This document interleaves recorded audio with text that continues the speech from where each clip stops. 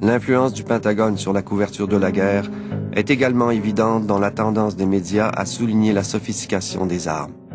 Aurait-il dû en utiliser davantage? Aurait-il dû recourir à la mère de toutes les bombes et à quelques faucheuses de marguerite et ne pas s'arrêter après quelques missiles de croisière? La toute dernière, la plus grosse et la pire bombe américaine. Nous les pilonnerons avec des bombes d'1 tonne. Puis 1 tonne en zone urbaine. Bien sûr. J'ai à la main un modèle réduit du chasseur F-117 qui a beaucoup servi lors de ces attaques. Comment manœuvrez-vous cet appareil? Vous n'avez qu'un manche, n'est-ce pas? Oui, nous avons tous deux des manches centraux reliés aux commandes de gaz à gauche. Nous pouvons tout faire. Les médias d'information américains profitent de chaque guerre pour vanter la toute dernière technologie meurtrière, de nos jours comme à l'époque de la guerre du Vietnam.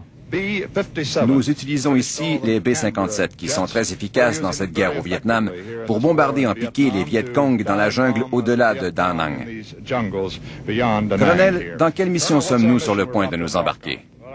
Eh bien, notre mission aujourd'hui, monsieur, est de nous présenter sur le site de l'embuscade à 110 km au sud et de tenter de tuer les Viet Cong. Le colonel vient de m'informer que notre cible est juste en bas. 1, 2, 3, 4, nous avons largué nos bombes, mais nous ressentons un énorme facteur de charge en remontant de ce piquet. J'imagine ce que les astronautes doivent subir.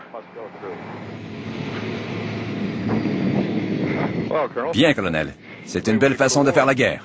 Il y a là une forme d'idolâtrie que certains qualifieraient de culte des dieux du métal. En fait, même si la technologie militaire américaine se perfectionne de plus en plus, avec le développement des soi-disant bombes intelligentes et autres formes d'armes guidées de précision, les pertes civiles surpassent maintenant de beaucoup les pertes militaires, et ce triste bilan ne cesse de s'alourdir depuis la Première Guerre mondiale.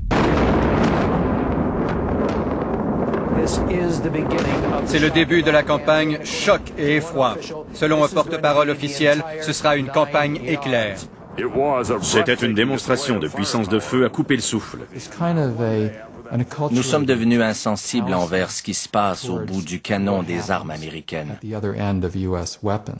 Derrière le poste de pilotage, l'officier de l'armement qui répond au nom de code Oasis ne verra d'ailleurs jamais le sol ni la cible. Le terrain demeure une image floue sur son radar.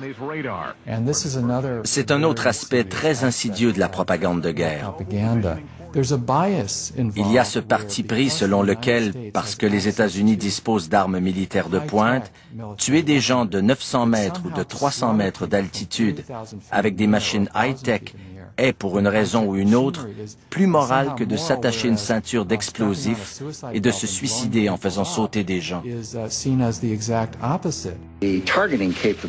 Les moyens de repérage et le soin apporté à l'identification et à l'atteinte de cibles précises et à la protection d'autres cibles sont des plus impressionnants.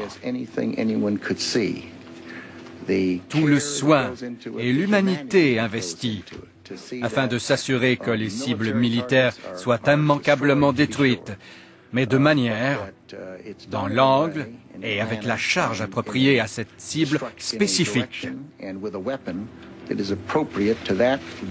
Les armes utilisées aujourd'hui ont un degré de précision qui surpasse tout ce qu'on pouvait imaginer.